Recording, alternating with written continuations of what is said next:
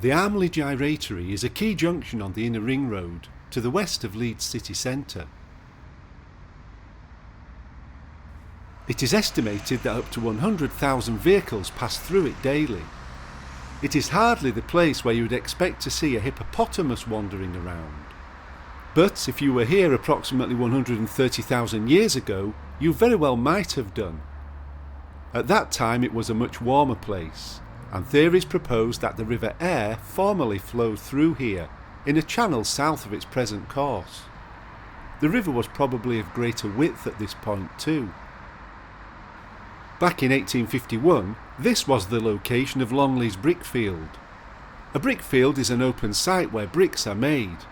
Typically, the topsoil was removed from the field and the clay beneath was stripped and mixed with other materials before being fired in a kiln to make bricks.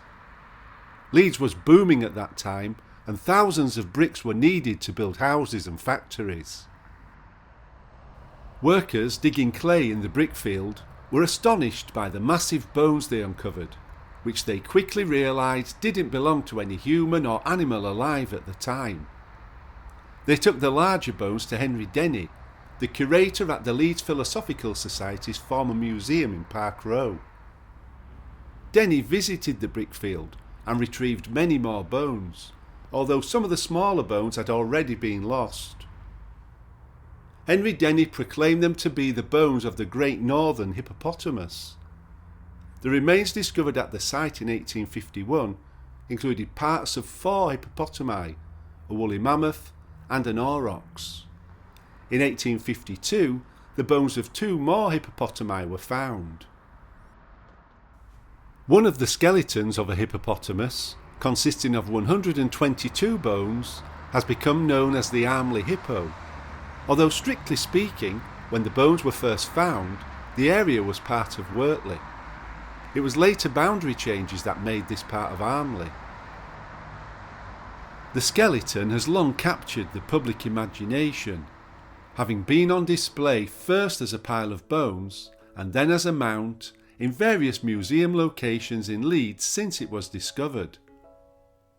In 2008, 25 bones were taxidermy mounted by James Dickinson for Leeds City Museum, where they are currently on display. After being dated using one of its teeth, the hippo is estimated to be from around 130,000 years ago. It is the most northerly specimen of its kind found in the UK.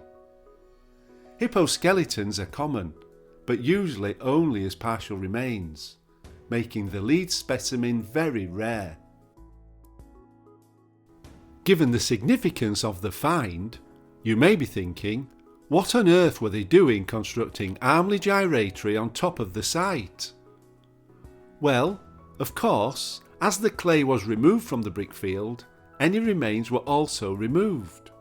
But not only that, in the late Victorian period, over 200 back-to-back terraced houses were built here. This was once a thriving community. Prince Augustus Street ran in the centre of the area and was named after the 6th son of King George III, who gave away Queen Victoria in marriage to Prince Albert in 1840. Prince Street was another, and is typical of the neat terraced houses which had shared outside toilets, in this case accessible through the door on the right. Grocers, butchers, fruiterers and other shops and stores served the community. Here are examples along Wellington Road, which was at the outer edge of the brickfield site. Many of the streets had small businesses serving the local community. Number 17 Prince Augustus Street, for example, was for a while a fish and chip shop, which explains the large decorative ground floor window in this picture.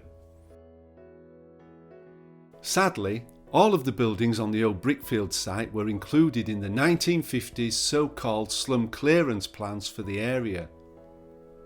Slums really wasn't an appropriate word to use. The residents were proud and looked after the area.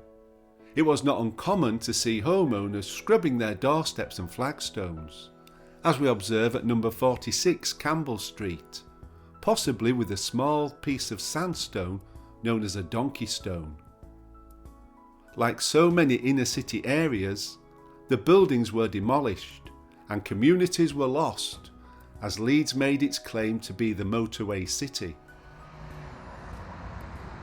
Today, cars roar along where once hippopotami roamed, and the passengers probably have no idea what was once here. A £42 million upgrade to the Gyratory, which was first constructed in the 1970s, is designed to increase capacity on the inner ring road and M621 and reduce through traffic in the city centre. Even more traffic is likely to pass through here, where hippos once bathed. Thank you for watching.